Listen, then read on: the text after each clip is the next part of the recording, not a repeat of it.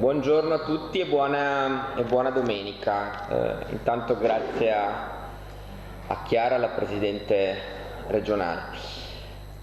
Dico due cose veloci sulla giornata di ieri, nel senso che a me ha molto colpito, mi ha colpito in particolare perché era tanto tempo che non lo facevamo, e cioè che non stavamo chiusi in un posto a discutere, a riflettere come partito regionale sui temi centrali per il Veneto. Mi viene da dire una cosa, ma immagino che sia nel pensiero di tutti, che la cosa migliore sarebbe provare a rendere quasi stabile questo tipo di attività, farlo almeno un paio di volte all'anno, metterci insieme, riflettere insieme, ascoltare insieme, perché così possiamo provare anche a costruire un pensiero comune. Quindi prima di tutto volevo appunto ringraziare Andrea e chi ha messo in piedi in primo luogo e pensato questa iniziativa e ci ha chiamato qui. L'altra cosa bella dal mio punto di vista è che c'eravamo davvero quasi tutti quelli che erano stati convocati e richiesti di essere presenti. Alcune considerazioni veloci. Parto da questo primo punto, e cioè dal fatto di essere stati qui a pensare, a discutere e a riflettere. È la prima delle azioni che dobbiamo mettere in campo, che di fatto sono tre. La prima appunto è pensare e discutere. Dopo aver pensato e discusso si elabora una posizione politica. Elaborata una posizione politica la si comunica. Se non si mettono in piedi tutte e tre e con questa conseguenzialità le attività e le scelte che il PD Veneto vuole mettere in campo, il rischio è o di discutere tra di noi e poi di non riuscire a fare attività politica sul territorio, oppure di fare attività politica sul territorio ma senza aver costruito un pensiero insieme. Lo dico perché gli avversari con i quali ci confrontiamo, in Veneto in maniera particolare, hanno una facilità in più rispetto a noi. Lo raccontava per esempio sull'autonomia molto bene Ivo Rossi ieri. Zaia non ha bisogno di costruirci un pensiero, nel senso che ormai ha costruito una identificazione sul tema autonomia, dietro il quale sostanzialmente ci sono cose completamente diverse rispetto a quello che succederebbe se davvero ci fosse una devoluzione di materie al Veneto, ma per i cittadini c'è un riflesso automatico quando viene evocata quella parola. A noi quella cosa lì non basta, cioè non siamo in grado di evocare una parola e con quella parola di condizionare il pensiero e quindi il voto. Lo dico perché abbiamo davanti a noi 3 anni, 2 anni e mezzo decisivi. Ovviamente guardo alle prossime elezioni regionali, perché abbiamo un quadro talmente tanto in mutamento e una fase storica, quasi un'era che va alla fine, che evidentemente è l'era di Luca Zaia, che ci consegna una responsabilità. Visto che siamo tra di noi, dirò alcune cose con franchezza. Non so se abbiamo fatto tutte le scelte giuste, per usare un eufemismo, alle ultime elezioni regionali.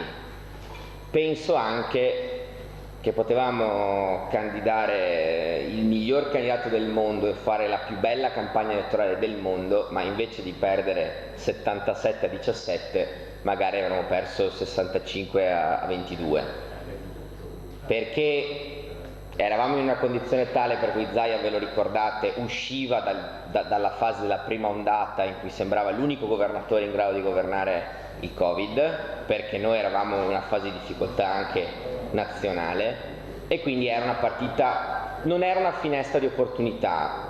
Per dirla con un paragone sportivo, il motivo per cui il calcio è lo sport più seguito al mondo di fatto è perché è il più imprevedibile, nel senso che nel calcio c'è un numero tale di variabili per cui anche la squadra più scarsa può vincere una partita contro quella più forte. Nel basket, nella pallavolo, nel tennis è molto molto molto più raro, perché il calcio ha un numero di variabili infinitamente superiore.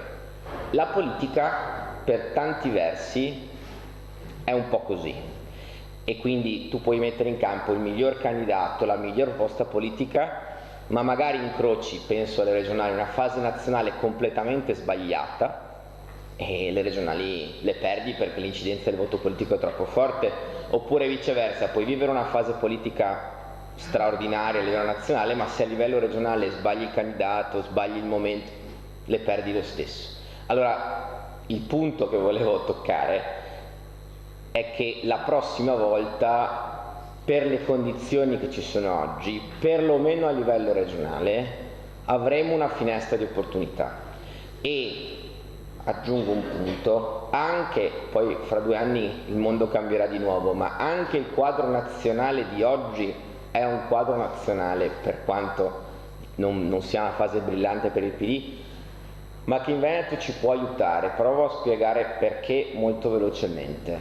Ieri abbiamo visto con Matteo Zanellato i grafici del Veneto nella Prima Repubblica. Allora c'erano 2 righe che praticamente erano parallele, nel senso che c'erano leggerissime modifiche, ma la DC sempre attorno al 50%, il PC sempre attorno al 20%. Con alcune modifiche, ma è uno schema che abbiamo visto anche nella Seconda Repubblica, tranne nelle fasi di spacchettamento dei poli, penso al 95, penso sostanzialmente solo al 1995, un pochino al momento in cui c'è stato Tosi candidato che abbassò il centrodestra. Che cosa voglio dire? Voglio dire che nella contrapposizione pura centrodestra-centrosinistra tra i 2 blocchi, per noi la partita è complicatissima, proprio dal punto di vista culturale. Ma in un contesto come quello di oggi, molto più frammentato e molto diverso, in cui non sappiamo cosa succederà nei prossimi anni, anche in chiave veneta può essere un elemento molto importante, molto interessante. Lo dico per fare un esempio molto concreto. Nelle città, senza dubbio, il terzo polo ha preso, se no non si spiegherebbero quei dati, una parte importante dei voti che storicamente andavano al centrodestra e a Forza Italia. È importante perché noi, se non stiamo dentro a un quadro di mutamento, difficilmente ce la giochiamo in Regione Veneto, e invece negli anni prossimi questo spazio può essere aperto. Vado via velocemente su altri argomenti. È passato, non dico quasi sotto silenzio, ma un po' sottovalutato, e per me si lega al ragionamento che ho appena fatto, l'elemento che alle ultime regionali Fratelli d'Italia ha preso il doppio, lo si è detto ieri, dei voti della Lega in Veneto, nella regione, lo diciamo sempre, più autonomista, eccetera. Per me essenzialmente vuol dire una cosa, e cioè che ormai davvero nessuno è più proprietario del consenso da nessuna parte. Banalmente oggi le dinamiche del voto sono spesso irrazionali, spesso seguono il leader del momento, per cui anche quando c'è una convinzione radicatissima, perché non è che i veneti abbiano dimenticato di essere autonomisti, sono andati a votare Fratelli d'Italia, c'è il partito più centralista che ci sia nel paese, restando autonomisti. Quindi è talmente mutevole il quadro che il punto è davvero riuscire a intercettare il clima e riuscire anche a parlare ai cittadini del Veneto. Metto lì 2 spunti su questo. Uno,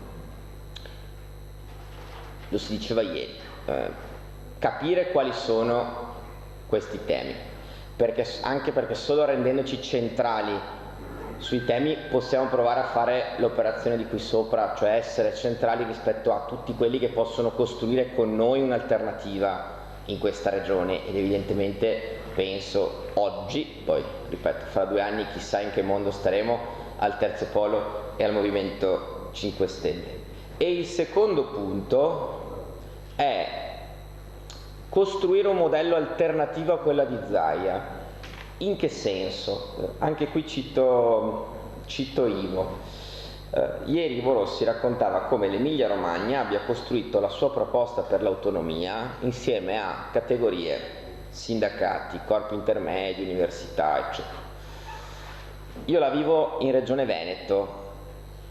Zaia, pur essendo sostanzialmente uno zar, dal punto di vista dei rapporti con le categorie, con i mondi, con tutto ciò che rappresenta qualche cosa in questa regione, quindi vale anche per l'università, sostanzialmente li scavalca, cioè perché si rivolge direttamente al popolo. L'esempio più evidente ce l'abbiamo sul referendum.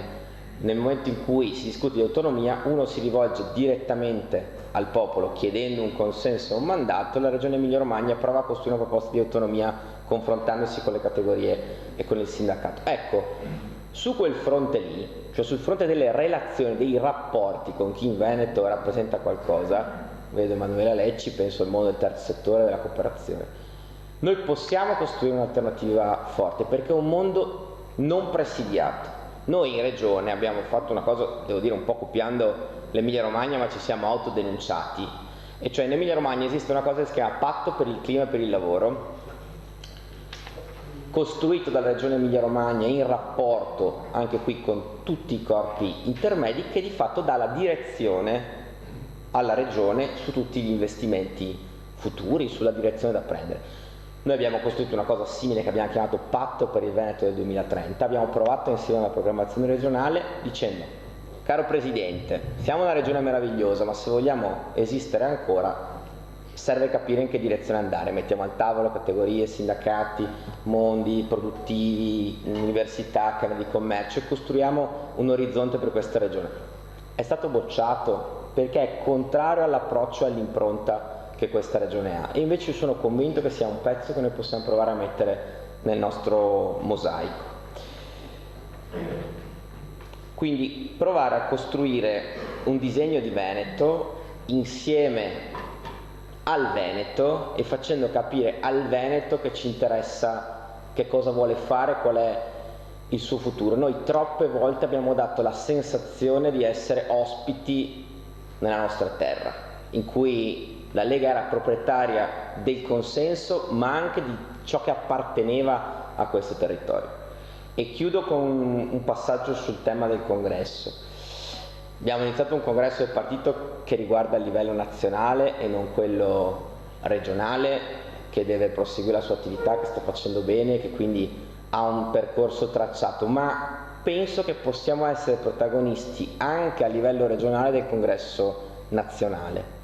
La dico così, chiaramente ciascuno farà le sue scelte su chi sostenerà il congresso, ma che ci possa essere un contributo del partito del Veneto su alcuni temi, in un'ottica profondamente federale, cioè dicendo le proposte del PD del Veneto sono queste e le facciamo ai candidati, e su questo anche rendere pubblica che la nostra posizione su alcuni temi, e ripeto, è una posizione che non c'entra con le aree, con il sostegno ai candidati, è un elenco di priorità che noi individuiamo per la nostra regione e che diamo al Partito Nazionale come proposta nostra. Io penso che sia una chiave giusta, perché questa è una regione che su questo fronte ci pesa e ci misura, e tra l'altro in un contesto in cui chi per una vita ha fatto il sindacato di questo territorio, la Lega Nord di fatto era questo, faceva il sindacato del territorio veneto, ma è una veste che ha smesso,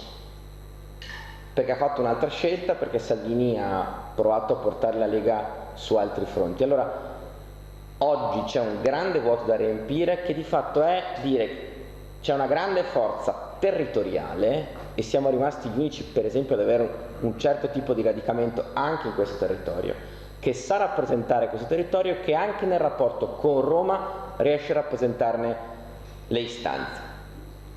E quindi, e chiudo con questo, dall'approccio sull'autonomia differenziata, sulla quale insomma in questi mesi abbiamo fatto un lavoro e abbiamo visto come davvero basta mettere all'agenda un tema e cavalcarlo con forza, perfino il tema storico dei nostri avversari, per diventare centrali nel dibattito pubblico. Penso ovviamente alle 7 materie e a come è stato messo in difficoltà Zaia, che chiede tutte le materie, le 23, ma non ci torno, l'ha spiegato bene Ivo Rossi, fino ai temi dell'impresa e del lavoro. E le due cose devono essere intrecciate, cioè non è un caso che tra le 7 materie, tra le prime ci sia la devoluzione di alcuni temi legati appunto a impresa, lavoro e formazione.